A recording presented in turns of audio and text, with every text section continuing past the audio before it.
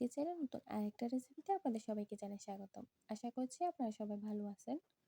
আজ আমি তৈরি করে দেখাবো খুবই সহজ আর খুবই মজাদার ব্রেড পুডিং। পুডিংটা হবে খুবই সফট এবং স্মুথ, খেতে হবে খুবই টেস্টি। আশা করছি আমার আজকের রেসিপিটি আপনাদের কাছে ভালো লাগবে। আর ভালো লাগলে প্লিজ আমার চ্যানেলটি সাবস্ক্রাইব করে পাশে থাকবেন। তাহলে চলুন আজকের রেসিপিটি শুরু করা যাক। পুডিং তৈরি করার জন্য প্রথমে আমি ক্যারামেল তৈরি করে নেব। এর জন্য আমি একটা প্যানে দিয়ে দিচ্ছি 1/4 কাপ চিনি। মিডিয়াম টু লো আছে একটু অপেক্ষা করে ক্যারামেলটা আমি তৈরি করে নেব। আমার ক্যারামেলটা তৈরি হয়ে গেছে। আমি এর থেকে বেশি ডার্ক করব না, তাহলে ক্যারামেলটা খেতে তিতা লাগবে।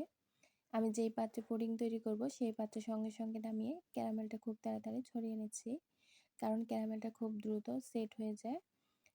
এবার আমি এই মোলটাকে একটা সাইডে রেখে দেব ঠান্ডা হওয়ার জন্য। এখানে আমি নিয়েছি বড় সাইজের 3 পিস পাউরুটি।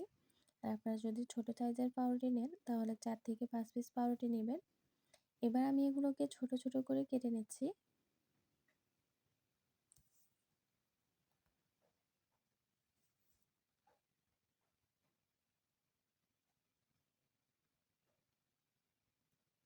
এখন আমি একটা মিক্সিং বলে কেটে নেওয়া পাউরুটিগুলো নিয়ে নিচ্ছি।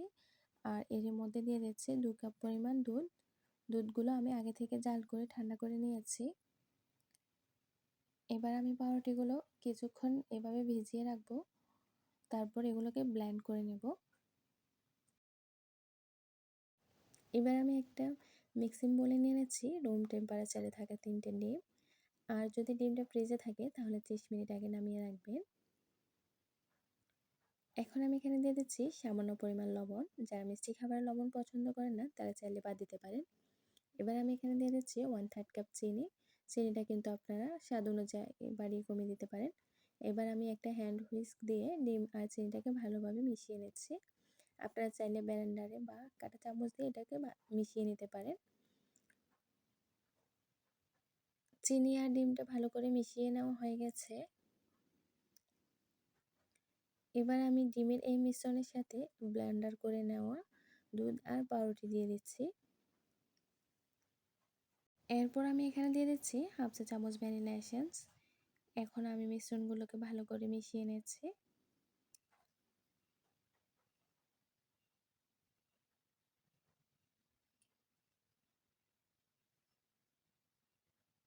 দেখতেই পাচ্ছেন ক্যারামেলটা ঠান্ডা হওয়ার পর খুব সুন্দর করে সেট হয়ে গেছে।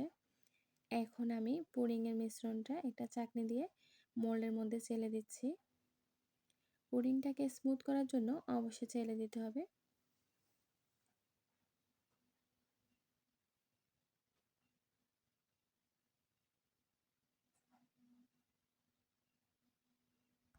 আমার পুডিংটা চেলে নেওয়া হয়ে গেছে।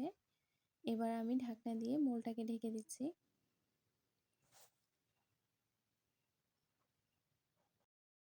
চুলায় একটি প্যানের মধ্যে আমি 2 কাপ পরিমাণে পানি দিয়ে দিচ্ছি। এর থেকে বেশি পানি দেওয়া যাবে না। এর থেকে যদি বেশি পানি দিই পানিটা যখন ফুটে উঠবে তখন পুডিংয়ের মধ্যে চলে যেতে পারে। এবার আমি এখানে দিয়ে দিচ্ছি একটা কিচেন ন্যাপকিন। আপনারা চাইলে এখানে পাতলা সুতির কাপড়ও দিতে পারেন। এরপর একটা স্ট্যান্ড দিয়ে পুডিংয়ের মোলটা বসিয়ে ঢাকনা দিয়ে ঢেকে ছিদ্রটা বন্ধ করে আমি চুলার হিটটা মিডিয়াম লোতে রেখে 30 মিনিট এই পুডিংটাকে স্টিম করে নেব।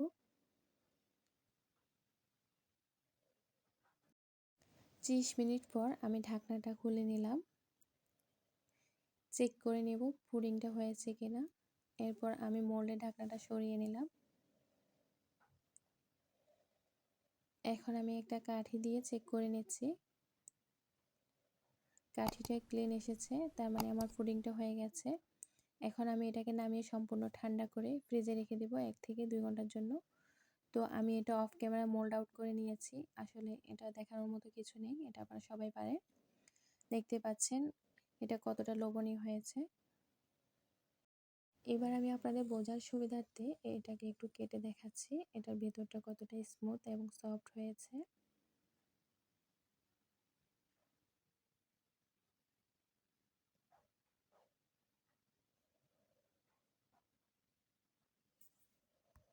আশা করছি আমার আজকের রেসিপিটি আপনাদের কাছে ভালো লেগেছে।